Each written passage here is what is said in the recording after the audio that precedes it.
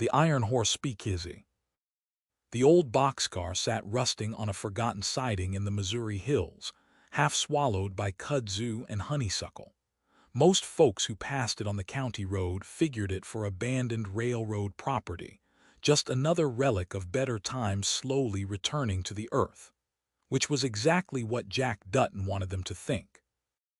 Jack had bought the boxcar for $20 in the summer of 1925, after the railroad went bankrupt and auctioned off everything that wasn't bolted to the main line.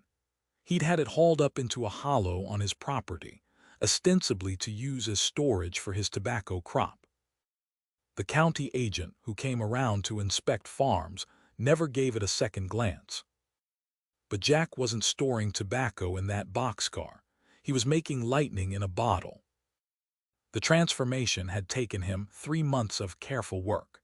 He'd reinforced the floor to support the weight of his copper still, a beautiful piece salvaged from an old distillery in Kentucky, with coils that gleamed like new pennies in the lamplight. He'd cut ventilation into the roof, disguised as rust-through damage, and installed a false wall near the door that held nothing but moldy hay bales and broken farm equipment. Behind that wall was where the magic happened. The boxcar's thick wooden walls held in the heat beautifully, keeping the mash at just the right temperature. The metal roof, when properly vented, dispersed the smoke so it looked like morning mist rising from the hollow. And the isolation, well, that was worth its weight in gold. The nearest neighbor was 2 miles away, and the dirt track leading up to Jack's property was so rutted and overgrown that even the revenuers would think twice before attempting it.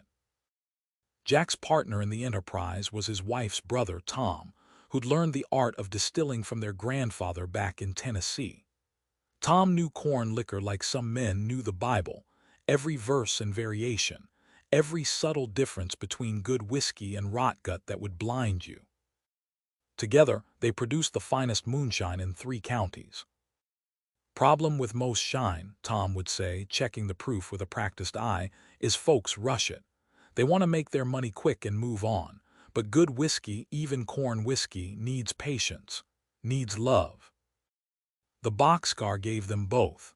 The thick walls kept the temperature steady during fermentation. The darkness was perfect for aging, though they didn't age much, couldn't afford to with demand what it was. But what they did produce, they produced right. Their customers came at night, parking their automobiles a quarter-mile down the road and walking the rest of the way with flashlights. They were speakeasy owners from St. Louis, private citizens who objected to the government telling them what they could drink, and even a few men of the cloth who claimed they needed it for medicinal purposes.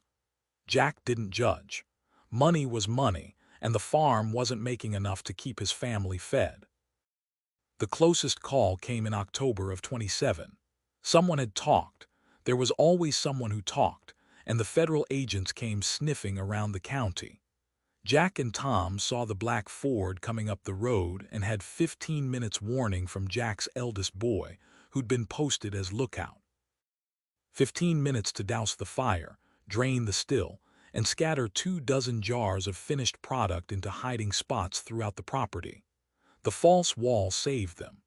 The agents searched the boxcar, found nothing but agricultural debris, and moved on, muttering about wild goose chases and informants who didn't know their ass from their elbow. After they left, Jack sat in the boxcar for a long time, hands shaking, thinking about prison, thinking about his wife and children trying to run the farm alone. But when Tom showed up the next evening with a grin and a new order from Kansas City, Jack fired up the still again. What else could he do? The government was wrong, and his family needed to eat. The boxcar ran until December 5, 1933, the day Prohibition ended. Jack and Tom sat on the coupling platform that evening, passing a jar of their own product back and forth, watching the sun set over the hills. "What are we going to do with it now?" Tom asked, gesturing at the silence still behind them. Jack took a long pull from the jar, felt the familiar burn, and smiled. "Store tobacco, I reckon, like I always said I would." They both laughed at that, and the sound echoed off the hollow walls, mixing with the evening birdsong and the distant whistle of a train on the main line. A train that would never again carry their boxcar, but whose brothers and sisters would keep rolling, keep moving, keep carrying America forward into whatever came next. The boxcar stood in that hollow for another 40 years, slowly returning to the earth, keeping its secrets locked away in rusting metal and rotting wood. Jack's grandchildren played in it, never knowing they were playing in the shell of a speakeasy, a small rebellion against an unjust law. By the time anyone thought to preserve it, there was nothing left but a rectangular depression in the ground and some old railroad spikes. But on certain misty mornings, folks swore they could still smell it. That sweet, distinctive scent of corn mash fermenting, of copper coils heating, of American ingenuity finding a way forward, no matter what the law book said.